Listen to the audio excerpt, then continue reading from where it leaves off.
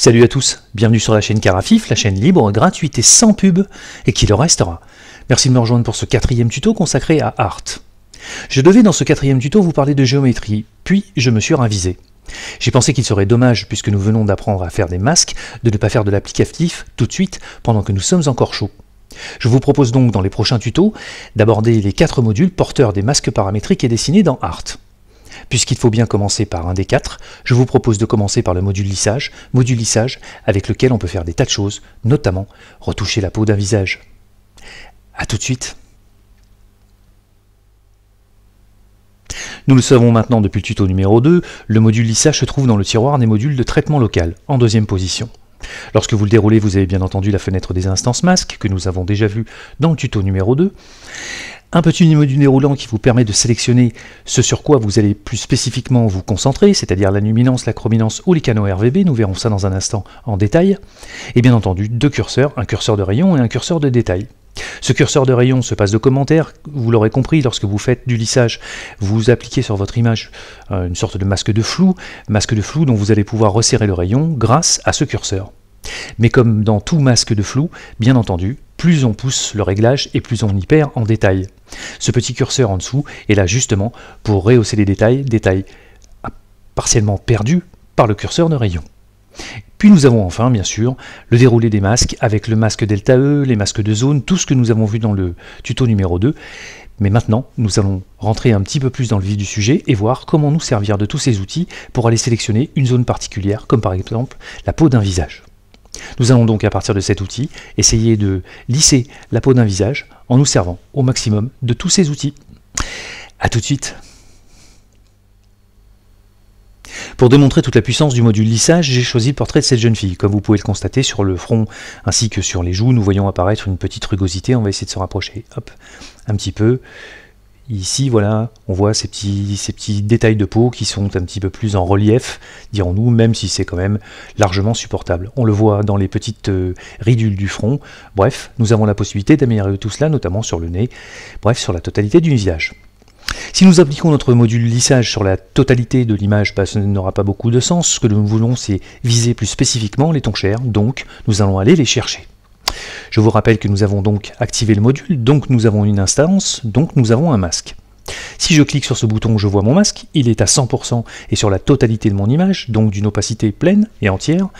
Tout réglage que j'appliquerai sur mon image sera fait à fond. Appliquer un réglage à fond sur la peau n'est pas très judicieux dans le sens où c'est plutôt un travail en finesse que nous allons accomplir, donc nous allons devoir recentrer ce masque sur les zones qui nous intéressent, mais aussi essayer de jouer sur l'opacité du masque de manière à pouvoir la réduire pour que les réglages ne soient pas trop puissants. Nous allons donc chercher ces tons chers en nous servant des premiers outils qui sont à notre disposition, j'ai nommé des courbes. Nous allons donc cibler une teinte plus spécifique, la teinte des tons chers qui devrait se situer à peu près par ici, dans l'échelle des couleurs.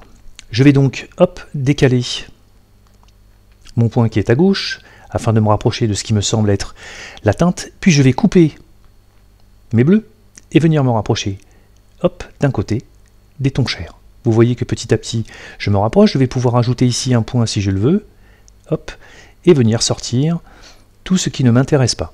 Vous voyez que je ne suis pas très loin de la vérité, je vais pouvoir donc bouger, hop, à l'aide de mon point, et sélectionner une zone dans l'échelle de couleurs qui est plus proche des tons chers. Là, je pense que nous en sommes rapprochés. Je vais donc encadrer un peu plus ma fonction, voilà, me rapprocher un petit peu plus de ma cible, de ce que je cherche à faire. Vous voyez que petit à petit, seul le visage est sélectionné et la main, enfin bref, tout ce qui rentre dans les tons chers. Maintenant, j'ai le même problème que sur la totalité de mon masque. Ce que je verrai sera un petit peu trop à 100%. Je vais donc réduire le robinet de ma sélection, petit à petit, en descendant, voilà.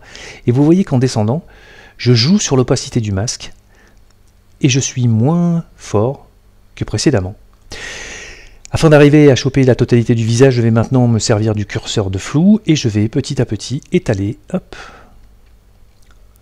voilà, la douceur de mon masque, pour ne pas trop violenter mon réglage. Si je me déplace à droite ou à gauche, je vais pouvoir peut-être, si je ne rate pas mon point, essayer de trouver, voilà, un peu plus de chair, voilà qui est fait. Maintenant que je suis en gros dans la zone qui m'intéresse, je vais pouvoir même rajouter un critère de luminance, tac, aller couper plutôt les tons sombres et aller chercher dans les tons clairs, tons moyens, les zones qui m'intéressent un peu plus. Vous voyez que maintenant, en me promenant sur mon échelle, je vais venir chercher tout ce qui m'intéresse en étant le plus doux possible sur l'opacité du visage. Voilà, je vais déplacer un petit peu mes tons sombres qui sont peut-être un petit peu trop présents sur les cheveux. Voilà qui est fait. Allez, on est pas mal. Vous voyez que nous sommes sur un jaune très léger, ce qui laisse sous-entendre que le réglage se fera sur une opacité moindre, donc sera moins violent. Maintenant que ma sélection est faite, je peux décocher mon masque et aller me servir de mon curseur de rayon pour aller chercher la vérité. Je vais couper mon curseur de détail qui par défaut est à la moitié et je vais commencer à appliquer un petit coup de rayon. Vous allez voir, c'est malgré l'opacité faible très puissant, je vais donc bouger mon curseur et guetter en bas à gauche ici, sur l'échelle qui vous donne la progression de mon réglage, à quel niveau le logiciel en est. Donc je vais pousser, attendre et venir chercher ma vérité. Je pousse un petit peu, vous voyez le traitement de l'image est terminé, et déjà, regardez comme c'est spectaculaire, j'ai déjà lissé une bonne partie. Je n'hésite pas à faire un avant-après, avant, après. Vous voyez, grâce à notre finesse de réglage, d'opacité, nous en sommes vraiment à un stade très chirurgical. Vraiment, nous poussons tout doucement le réglage. Je peux pousser, si je le désire, encore un petit peu mon curseur de rayon. Pas trop. Voilà. Je pense qu'il ne serait pas raisonnable d'aller plus loin. Vous voyez que nous avons déjà pas mal gommé. Avant, après. C'est extrêmement fin. Maintenant que ma cible est en gros dégagée, atteinte, pardonnez-moi, on le voit sur le front aussi, je vais pouvoir maintenant me concentrer sur les détails et tenter de faire ressortir raisonnablement ce que nous aurions éventuellement perdu. En poussant le curseur des détails, je pousse, j'arrête et vous voyez que gentiment, je fais revenir quelques petits détails sur le grain de la peau afin de rendre à mon lissage un aspect un peu plus naturel. Je dirais que par ici, voilà, nous en sommes pas si loin. Si je prends un petit peu de recul, on garde sur le visage un effet quand même assez naturel sur la peau, tout en ayant gommé pas mal d'imperfections. Avant, après. C'est extrêmement fin, très puissant, et vous voyez que sans aller jusqu'au masque de zone, rien qu'avec les outils qui sont à notre disposition en en-tête de masque, nous pouvons obtenir des résultats spectaculaires. Allez, on continue avec le restant des outils. A tout de suite.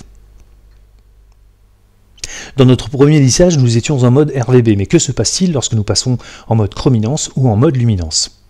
Je vais me rapprocher un petit peu du portrait de cette jeune fille. Nous sommes en mode RVB et nous remarquons que le dessous de l'œil est plutôt jaune, tandis que les pommettes et le nez sont plutôt rouges. En fait, cette différence de couleur crée un contraste de couleur qui met en exergue en quelque sorte les détails de votre image. Le curseur de rayon en mode chrominance va lui changer tout cela. Lorsque je passe en mode chrominance, regardez ce qu'il se produit.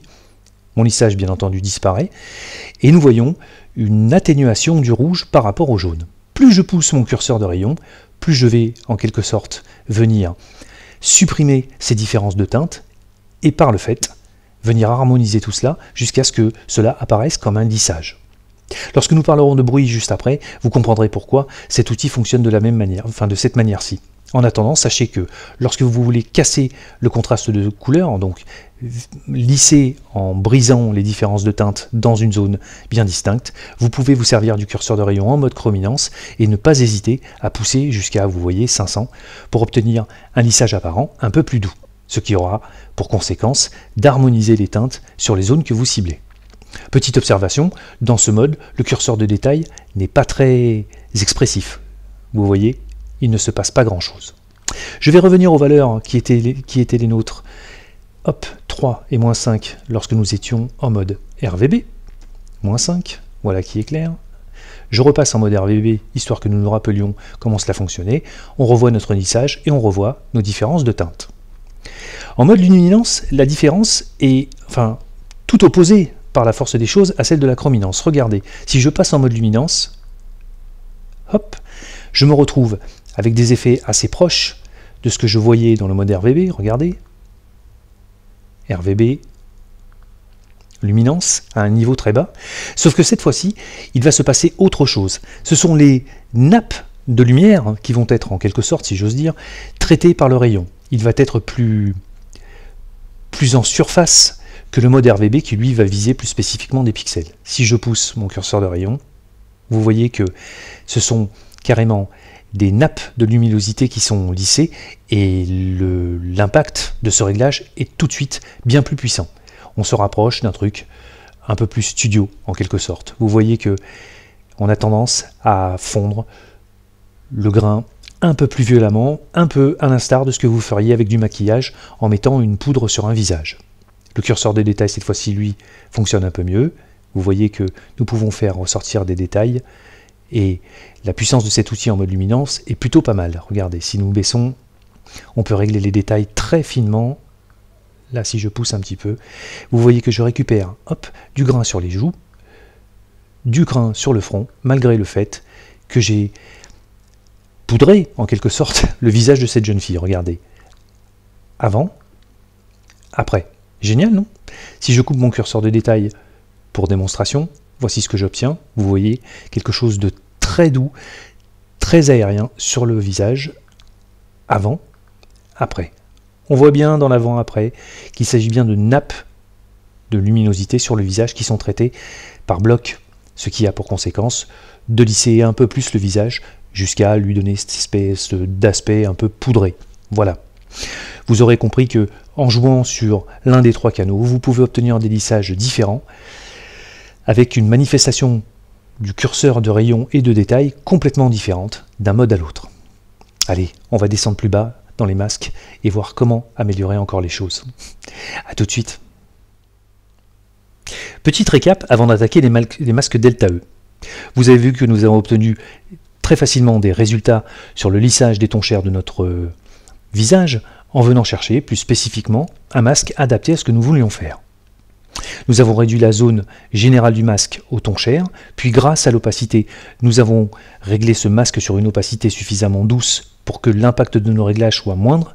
Je vous laisse volontiers imaginer ce que nos poussées de curseur auraient donné avec un masque à 100%.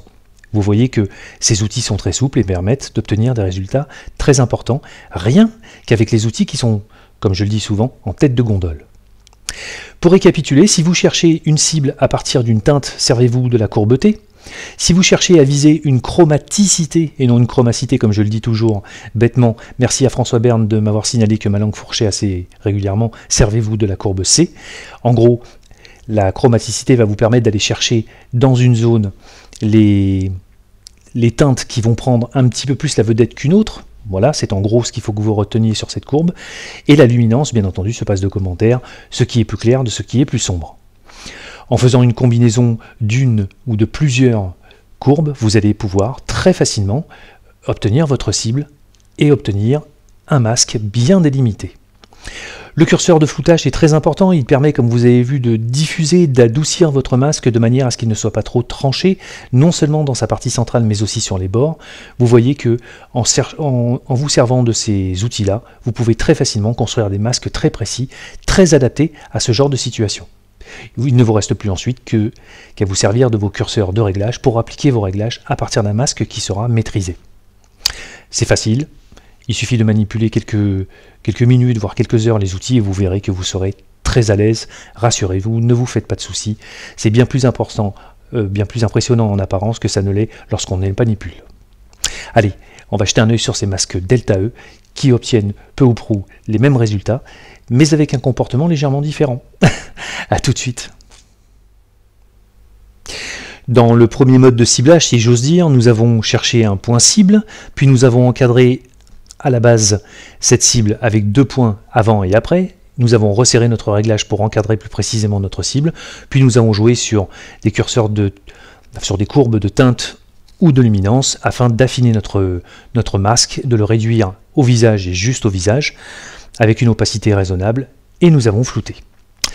En ce qui concerne le masque Delta E, c'est à peu près ce que nous allons faire avec une option de progression de l'opacité qui est inexistante si on se limite au masque, mais sachez que vous pouvez rajouter les courbes de teinte, de chromaticité ou de luminance sur les masques Delta E. Nous allons donc activer notre masque Delta E ici, clic, voilà qui est fait. Vous remarquerez que, comme je vous le disais dans le tuto numéro 2, cette fois-ci, notre instance attend des informations du masque delta E. Si je montre mon masque, vous voyez qu'il n'est plus à 100%, mais localisé dans des zones très éparses de notre image, puisque ces zones sont basées actuellement sur la position des curseurs. Cela ne va pas durer très très longtemps, puisque nous allons cliquer sur choisir, et à l'aide de la pipette qui apparaît, nous allons chercher notre teinte de destination.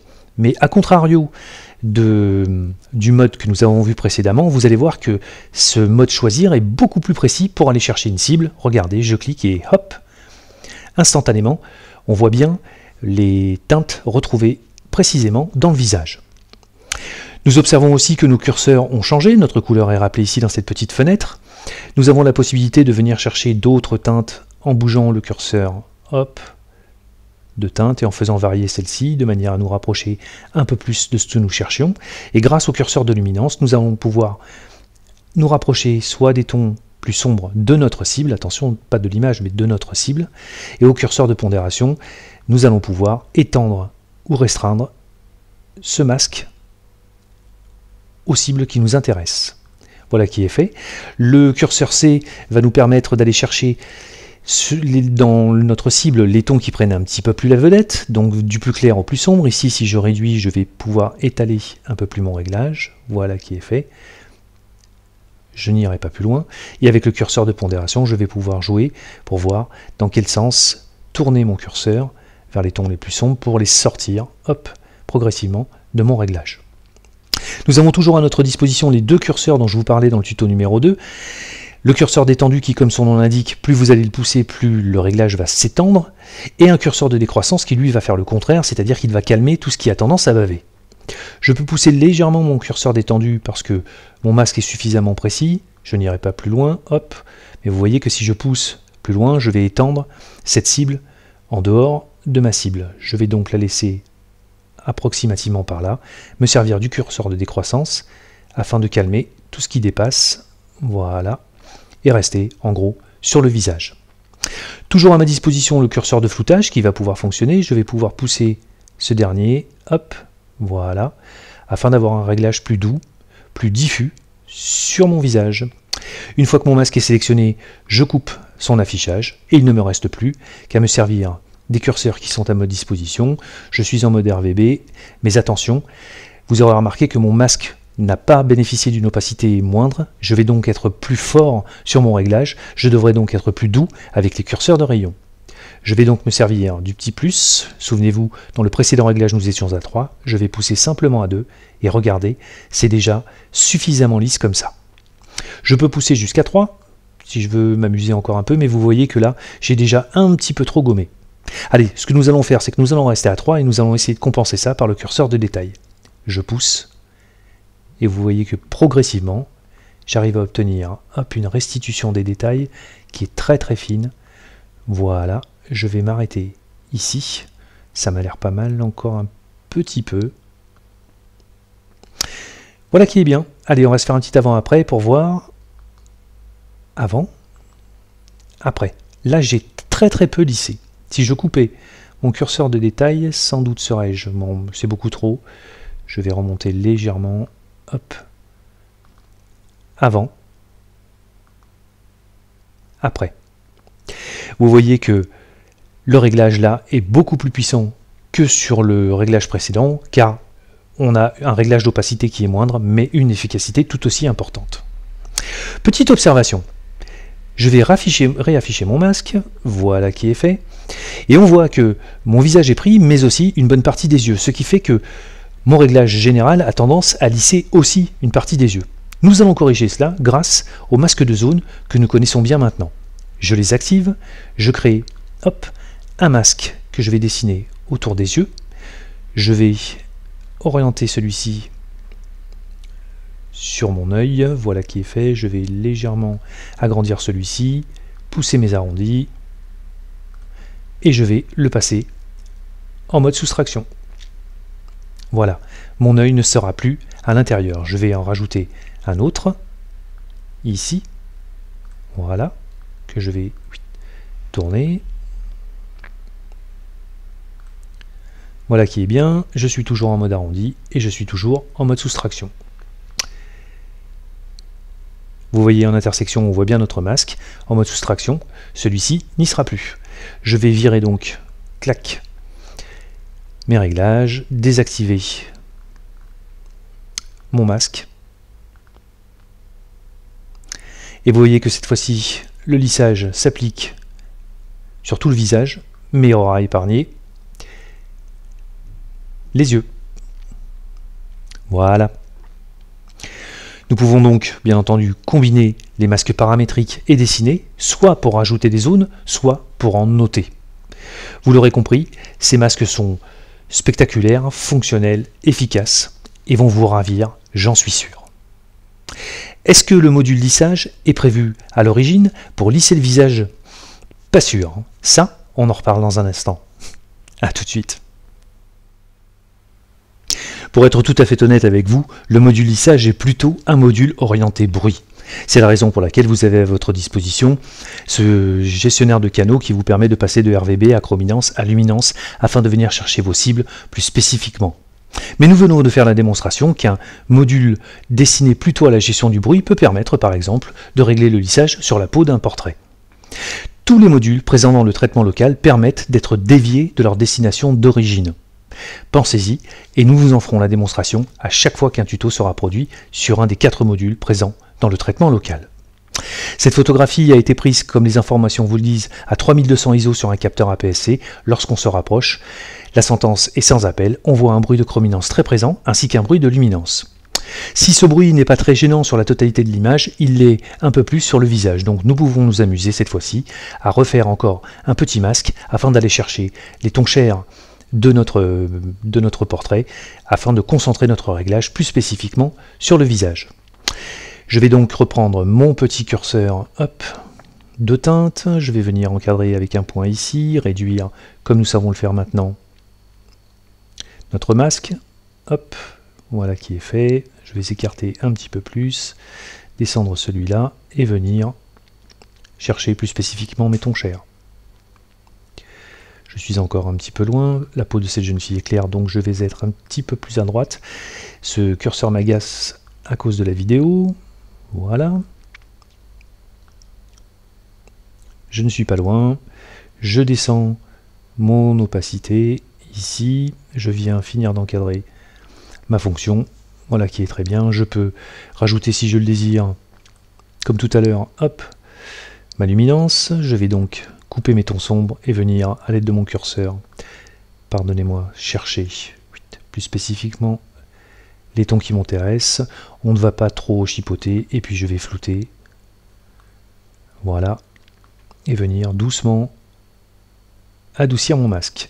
Voilà qui est fait. Je vais donc maintenant me rapprocher de mon sujet et je vais créer une première instance, cette fois-ci en mode chrominance, et je vais couper, casser cette chrominance un petit peu trop présente grâce à mon curseur de rayon. Je pousse encore, et vous voyez que petit à petit, cette chrominance se détache, de mon masque. Voilà qui est fait. Si je prends un petit peu de recul, elle est beaucoup moins présente. Je vais pouvoir maintenant créer une nouvelle instance, cette fois-ci en mode RVB, et je vais casser le bruit en mettant par exemple plus 2 et plus 2. Ça m'a l'air plutôt pas mal. Voilà qui est fait. Vous voyez qu'en quelques clics, je peux corriger le bruit sur une image avec une zone très localisée, grâce à notre module de lissage. Allez, on se rejoint tout de suite pour la récap de ce tuto. A tout de suite. Voilà les amis, nous avons fait la démonstration de la puissance du module lissage présent dans le tiroir du traitement local dans Art, module qui vous permettra soit de traiter du bruit, soit de faire d'autres choses, comme par exemple venir adoucir la peau d'un visage. Mais de grâce s'il vous plaît, ne me faites pas ça. Lorsque vous voyez sur les magazines des portraits présentant ce type de lissage, c'est peut-être très flatteur pour les stars qui sont photographiées, mais pour des portraits plus naturels, je trouve que c'est un petit peu too much. Pourtant, si on se rapproche, on voit que le lissage est quand même bien maîtrisé, qu'on a encore des détails sur la peau. Vous voyez que sur le front, on a encore des petites ridules. Bref, ce n'est pas si violent que cela. Mais malgré tout, à ce stade, le lissage est encore trop présent. Donc, appliquez-vous, essayez de prendre du temps, de manière à ne pas être trop lisse sur vos portraits, au risque de vous retrouver avec un effet poupée plastique. Dans le prochain épisode, nous allons voir un autre module du tiroir des modules de traitement local. Ce module, c'est le module correction des couleurs, qui, comme son nom l'indique, vous permet non seulement de corriger les couleurs, mais en plus de faire des tas de choses, comme de modifier la balance des blancs, et plus encore. Je vous remercie beaucoup d'avoir suivi ce tuto, je vous dis à très bientôt pour de nouvelles aventures sur la chaîne Carafif, et comme d'hab, vous le savez maintenant, c'est bon pour le référencement. Abonnez-vous, visionnez, et surtout partagez, afin que ces vidéos profitent au plus grand nombre. À bientôt, salut, bye bye.